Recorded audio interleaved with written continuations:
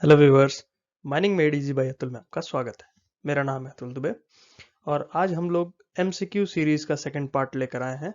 इसमें हम लोग और आगे के कुछ क्वेश्चंस डिस्कस करेंगे जो कि अपकमिंग माइनिंग एग्जाम्स में पूछे जा सकते हैं। तो आइए चलिए स्टार्ट करते हैं। सबसे पहला क्वेश्चन है यहाँ पे कि what is the full form of PETN? Penta erythritol trinitrite, penta erythritol tetranitrite, penta erythritol trinitrate, penta erythritol tetranitrate. पूछ रहा है कि PETN का फुल फॉर्म क्या है। तो इसका आंसर होगा पेंटा एरिथ्रेटॉल टेट्रानाइट्रेट। आइए चलिए नेक्स्ट देखते हैं। 1 mm of water gauge is equal to 9.81 pascals, 0.981 pascals, 98.1 pascals and 981 Pascal's. सो इसमें पूछ रहा है कि 1 mm वाटर गॉज जो है कितने के बराबर है। तो इसका आंसर होगा 9.81 पास्कल्स। और वाटर गॉज कैसे मेजर करते हैं हम लोग? मैनोमीटर से, जो कि एक यू ट्यूब होता है फिल्ड विथ वाटर। और हम लोग जो भी डिफरेंस होता है वाटर में उसको mm में कैलकुलेट करते हैं और यही होता है mm ऑफ वाटर गॉज। चलिए नेक्स्ट क्वेश्चन देखते हैं। The point at which the fan characteristic curve and the mine characteristic curve intersects is called crossing point, operating point, neutral point, none of these या फिर absolute point। पूछ रहा है कि जहां पर भी माइन कैरेक्टरिस्टिक कर्व और फैन कैरेक्टरिस्टिक कर्व इंटरसेक्ट करते हैं उस पॉइंट को क्या कहते हैं?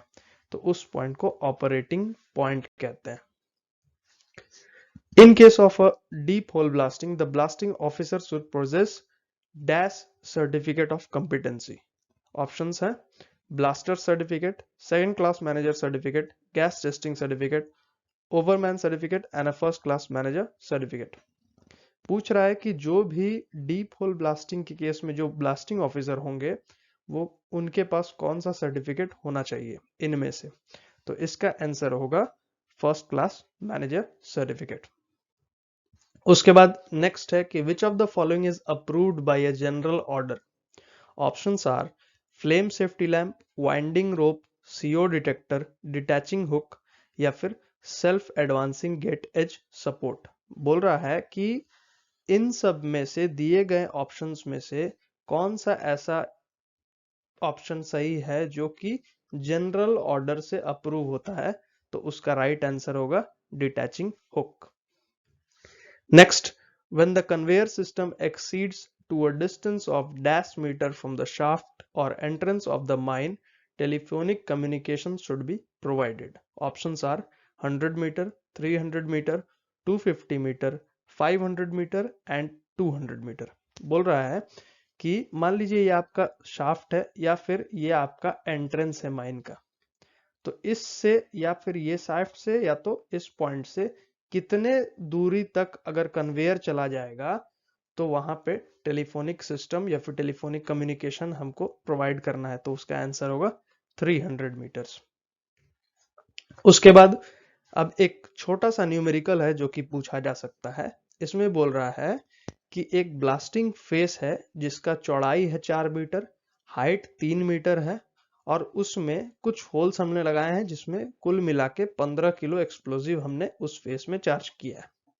अब क्या हुआ कि ब्लास्टिंग कर दिए, ब्लास्टिंग करने के बाद पुल मिला 1.3 मीटर का और हमको बताना है कि पाउडर फैक्टर कितना होगा और एक इंफॉर्मेशन दिया है कि स्पेसिफिक ग्रेविटी ऑफ कोल लेना है 1.2 टन पर क्यूबिक मीटर।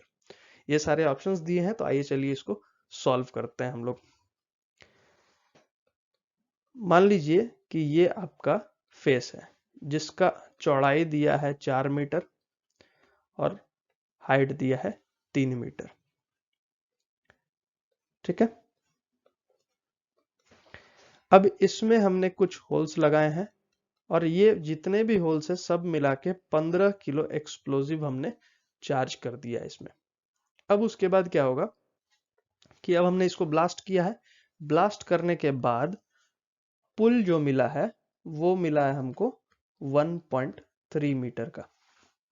तो मतलब अगर हम पूरा कंप्लीट ब्लास्टिंग होने के बाद का अगर फेस को क्यूब के फॉर्म में इमेजिन करें तो कुछ ऐसा होगा।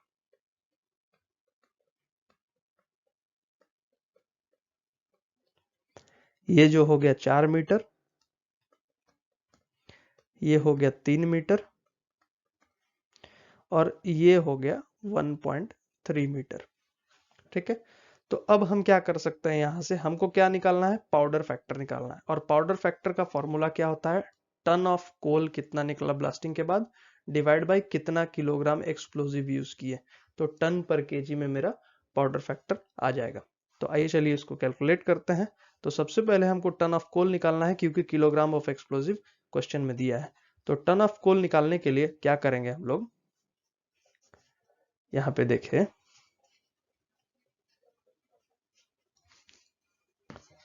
टन ऑफ कोल निकालने के लिए हम लोग क्या करेंगे कि वॉल्यूम निकालेंगे। सबसे पहले फेस, जो ब्लास्टेड फेस है उसका वॉल्यूम कितना होगा, तो वॉल्यूम हो गया 4 metre into 3 metre into 1.3 metre. ये हमारा यहाँ से वॉल्यूम आ जाएगा। तो आइए चलिए इसको कैलकुलेट करते हैं।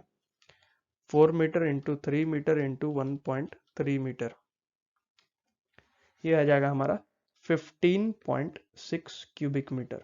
अब हम लोग जानते हैं कि डेंसिटी क्या होता है, मास बाय वॉल्यूम। ठीक है, या तो स्पेसिफिक ग्रेविटी जो भी है, मास बाय वॉल्यूम। अब हम यहां से वॉल्यूम निकाल चुके हैं, तो इनटू अगर वॉल्यूम कर देंगे तो वॉल्यूम वॉल्यूम कट जाएगा तो मास बचेगा। मास जो है हमारा टन में है। तो अब यहां से सीधा सा हम लोग एक काम कर सकते हैं कि वॉल्यूम इनटू स्पेसिफिक ग्रेविटी या डेंसिटी जो भी दिया हुआ है कोल का, वो हम लोग मल्टीप्लाई कर दे तो क्या होगा, 15.6 इंटू 15.6 इंटू 1.2,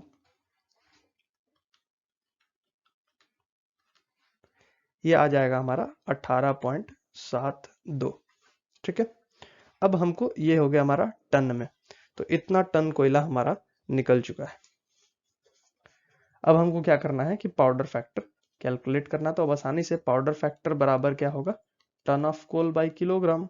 तो टन क्या हो गया हमारा 18.72 डिवाइडेड बाय 15। तो इसको जब कैलकुलेट करेंगे तो ये आ जाएगा हमारा कुछ 1.248, जो कि है ऑप्शन नंबर 3। ठीक है, तो ऐसे ये न्यूमेरिकल हमको छोटा छोटा पूछा जा सकता है। उसके बाद नेक्स्ट क्वेश्चन है कि an open cast mine has 15 assistant managers employed, how many of them should at least possess first class manager certificate. Options are 1, 2, 3, 4 and 5। बोल रहा है कि किसी एक ओपन कास्ट माइन है, उसमें ऑल टोटल 15 असिस्टेंट मैनेजर्स हैं। अब इन 15 में से कम कितनों के पास फर्स्ट क्लास मैनेजर सर्टिफिकेट होना चाहिए। तो यहाँ पे ये सर्कुलर का क्वेश्चन है, एक गैजेट नोटिफिकेशन भी आया है डीजीएमएस का कि किसी भी ओपन कास्ट माइन में उसके 30%, कम से कम 30% असिस्टेंट मैनेजर्स के पास फर्स्ट क्लास सर्टिफिकेट होना चाहिए। तो ऑल टोटल कितने हैं, 15 हैं। दिए हुए क्वेश्चन में 15 हैं, तो 15 का 30% अगर करेंगे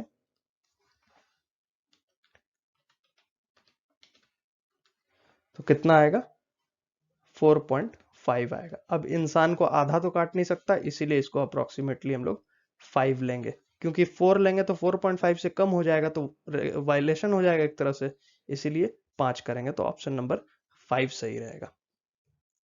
उसके बाद who gives the permission of depillaring, CIM, RIM, CIM and RIM, owner और मैनेजर। बोल रहा है कि जब भी हम लोग माइंस में डिपिलरिंग करते हैं, कोल माइंस में, तो उसका परमिशन कौन देते हैं। ऑप्शंस हैं chief inspector of mines, regional inspector of mines, chief inspector और रीजनल इंस्पेक्टर दोनों मिलकर देते हैं, ओनर देते हैं या तो मैनेजर देते हैं। तो इसका ऑप्शन सही जो होगा वो होगा हमारा रीजनल इंस्पेक्टर। लास्ट क्वेश्चन है, suppose a mine has 2000 workers employed, then the number of workman inspector of electrical department in the mine are, options are 1, 2, 3, 4 and 5।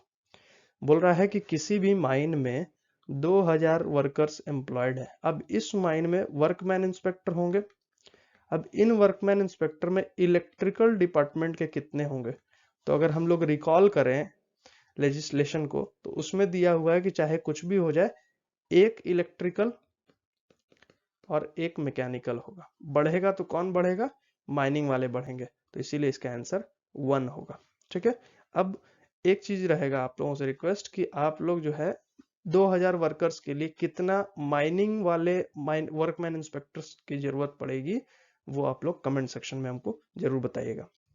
I hope आप लोगों को वीडियो अच्छा लगा होगा और ये क्वेश्चंस बहुत हेल्पफुल होंगे आपके अपकमिंग माइनिंग एग्जाम्स में। Thank you very much for watching the video. अच्छा लगा हो तो वीडियो को लाइक करिए, शेयर करिए और सब्सक्राइब भी कर लीजिए चैनल को, ताकि मोर अपकमिंग वीडियोस आपको मिलते रहें। Thank you very much and जहां भी रहें सेफ रहें। Thank you very much once again.